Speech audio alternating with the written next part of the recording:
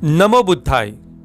भगवान बुद्ध आणि त्यांचा धम्म या धर्मग्रंथाच्या व्हिडिओ क्रमांक 4 मध्ये आपण प्रथम खंडातील भाग 1 जन्मापासून परिव्रजेपर्यंत यातील 9 पुत्राला वाचविण्याच्या पित्याच्या योजना व 10 राजपुत्राला वश करण्यात स्त्रियांचे अपयश हे पाहिले। आजच्या व्हिडिओ क्रमांक 5 मध्ये आपण 11 महामंत्र्यांकडून राजपुत्राची समजूत, 12 राजपुत्राचे महामंत्र्यांस उत्तर व 13 शाक्य संघात प्रवेश हे पाहणार आहोत। 11 महामंत्र्यांकडून राजपुत्राची समजूत।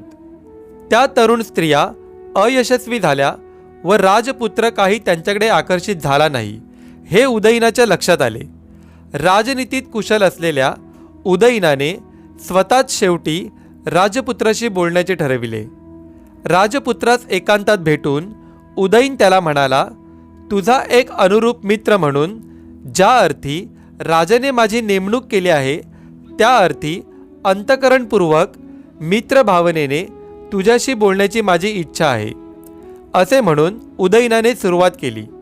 जे अहितकारक आहे त्याच्यापासून परावृत्त करणे, जे हितकारक आहे ते करण्यास प्रवृत्त करणे व संकटकाळी सोडून न जाणे ही मित्राची 3 लक्षणे आहेत। मित्रत्वाचे अभिवचन दिल्यानंतरही पुरुषार्थापासून तुला दूर जात असताना पाहून मी त्याकडे दुर्लक्ष करणे म्हणजे मी मित्रत्वाला पारखा झालो असे होईल।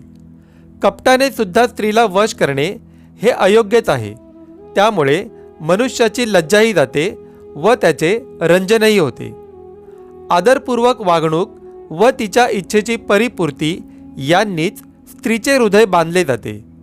सद्गुणच खऱ्या अर्थाने प्रेमाचे कारण असतात, कारण स्त्रीला आदरभाव आवडतो।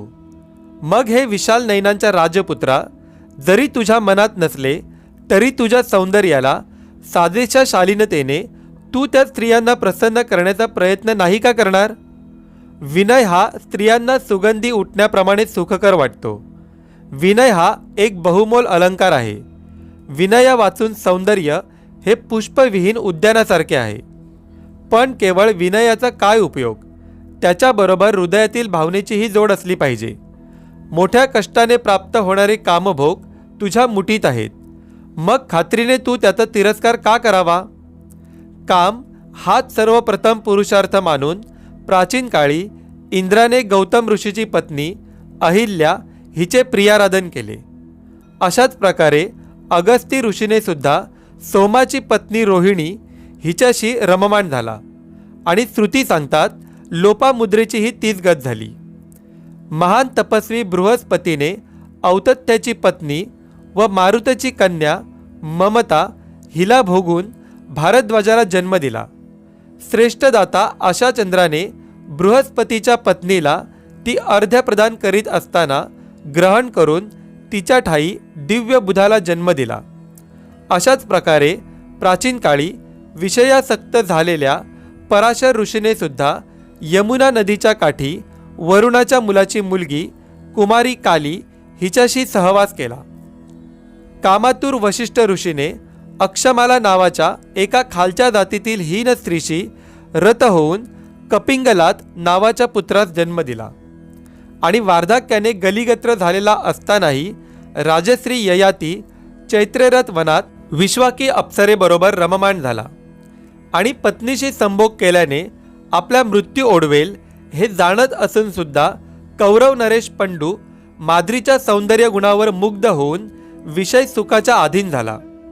यासारख्या अनेक महान पुरुषांनी सुखासाठी निंदनीय कामोपभोगाचा अवलंब केला, तर मग जे भोग प्रशंसनीय आहेत अशाचा अवलंब करणे किती सुखद होईल। आणि असे असताना तुझ्यासारख्या शक्ती व सौंदर्य संपन्न युवकाने ज्या सुखाच्या अधीन सर्व जग आहे आणि ज्या सुखावर स्वभावतःच तुझा हक्क आहे त्या सुखाची उपेक्षा करावी हे आश्चर्य आहे। 12 राजपुत्राचे महामंत्र्यांस उत्तर। पवित्र परंपरेने समीरतलेली व योग्य वाटणारी महामंत्र्यांची ही वचने ऐकून मेघगर्जनेसारख्या आपल्या आवाजात राजपुत्राने उत्तर दिले, माझ्याबद्दलचा स्नेहभाव व्यक्त करणारी तुझी ही भाषा तुला योग्यच आहे, परंतु माझ्या संबंधी तुझी चूक कोठे होत आहे हे मी तुला पटवून देईन. मी ऐहिक विषयांची अवहेलना करीत नाही. सर्व मानव मात्र त्यात गुरफटलेला आहे हे मला माहीत आहे. पण हे जग अनित्य आहे याची जाणीव असल्यामुळे माझे मन त्यात रमत नाही.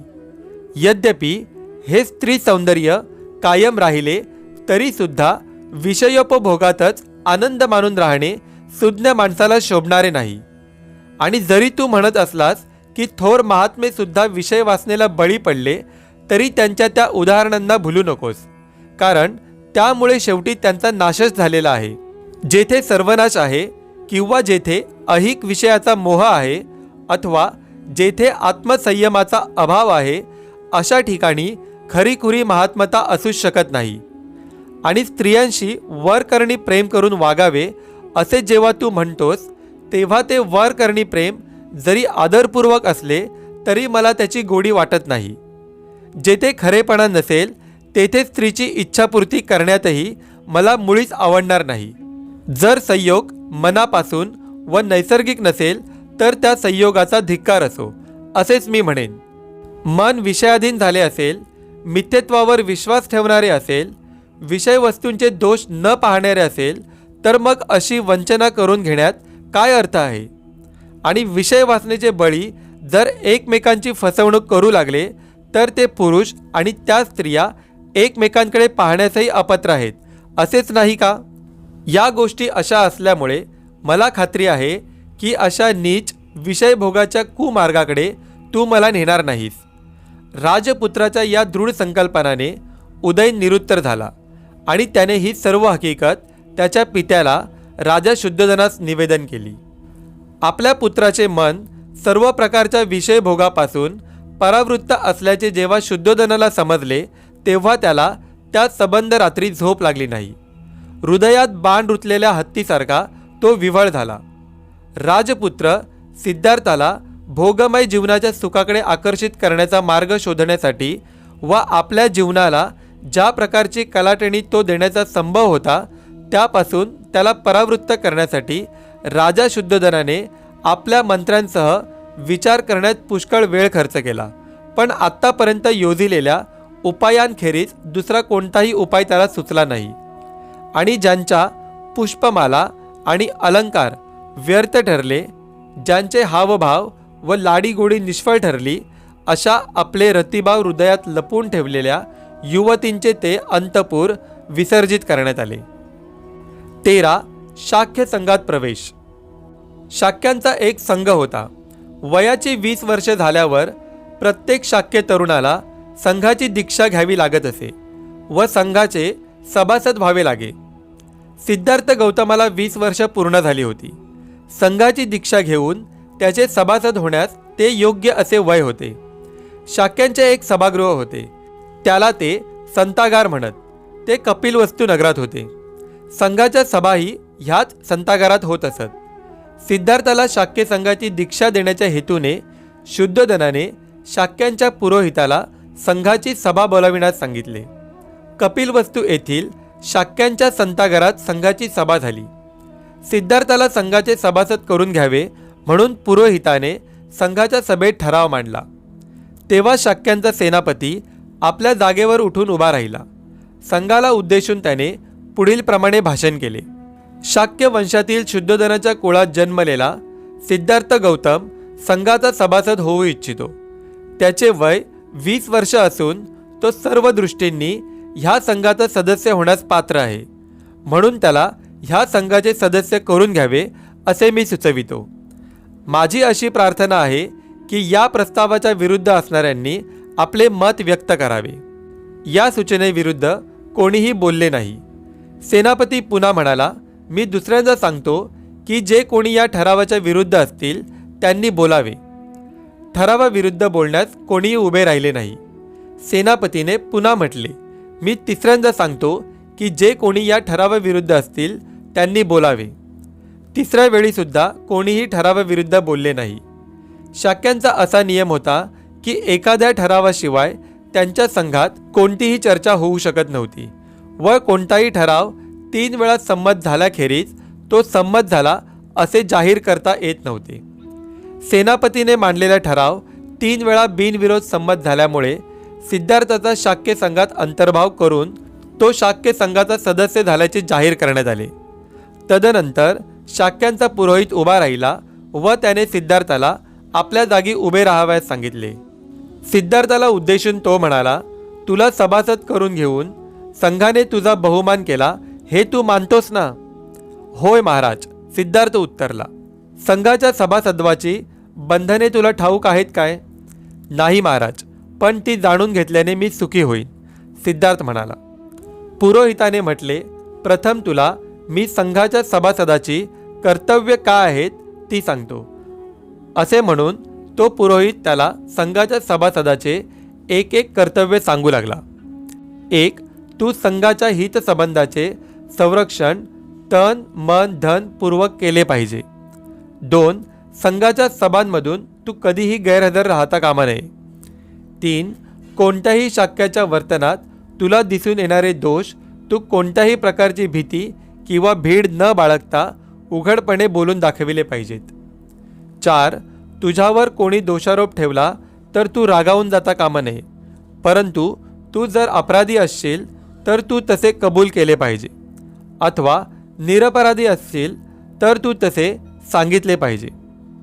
पुरोहित पुढे म्हणाला, यानंतर मी तुला संघाच्या सभासद्वाला तू अपात्र कसा ठरू शकशील ते सांगतो.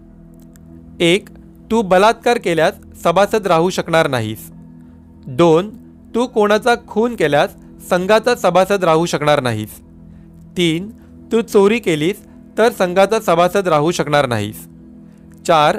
तू खोटी साक्ष दिल्याचा तुझ्यावर आरोप सिद्ध झाला तर तू संघाचा सभासद राहू शकणार नाहीस. सिद्धार्थाने म्हटले, महाराज, शाक्य संघाच्या शिस्त पालनाचे नियम मला सांगितल्याबद्दल मी आपला कृतज्ञ आहे. मी त्या नियमांचे त्यांच्या शब्द व आशयासहित पालन करण्याचा अधिकाधिक प्रयत्न करीन अशी मी आपणास खात्री देतो.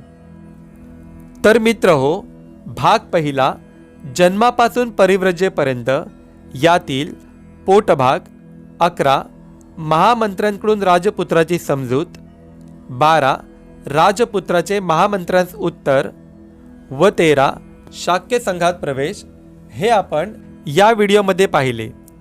येणाऱ्या पुढील व्हिडिओ क्रमांक 6 मध्ये आपण 14 संघाशी संघर्ष, 15 देशत्यागाची तयारी व 16 मार्ग सापडला परिव्रजा हे पाहणार आहोत. तर भेटूया पुढच्या व्हिडिओमध्ये. तोपर्यंत सर्वांना मनपूर्वक नमस्कार.